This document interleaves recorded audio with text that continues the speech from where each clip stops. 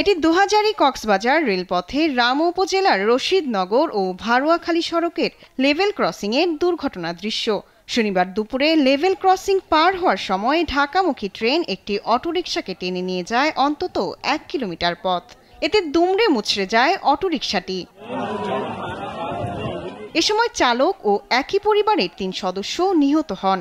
প্রত্যক্ষদর্শীরা জানান, level crossing এ কোনো গেটম্যান না থাকায় ট্রেন আসা যাওয়ার কোনো শিডিউল মানা হচ্ছে না। ৩ চাকায় ভিড়ের মধ্যে উঠছে, তারপর দাপ করিয়ে ট্রেন আইসা ওইখানে সামনে শুটা একেবারে তুইলা একেবারে ১ কিলোমিটার লয়ে গেছে। এত মর্মান্তিক ঘটনা আমাদের পরিবার আর কখনো ইতিপূর্বে ঘটে নাই, যার কারণে আমাদের একটু রোড নিতে কষ্ট হচ্ছে।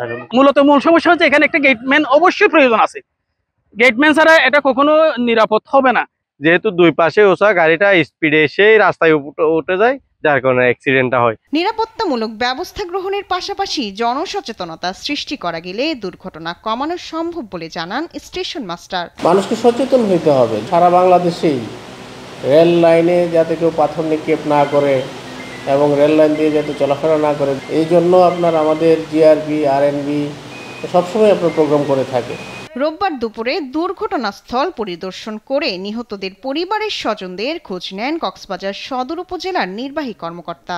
শোকসন্তপ্ত পরিবারের প্রতি আমাদের সমবেদনা প্রকাশ করেছি এবং আমরা উপজেলা প্রশাসনের পক্ষ থেকে তাদেরকে ৭৫,০০০ টাকা আর্থিক অনুদান দিয়েছি এবং একই সাথে আমরা রেলওয়ে কর্তৃপক্ষের সাথেও যোগাযোগ করছি যে যেহেতু রেল লাইনের অ্যাক্সিডেন্টটা হয়েছে, রেলওয়ে কর্তৃপক্ষের পক্ষ থেকে কোনো ধরনের ক্ষতিপূরণ দেওয়া যায় কিনা।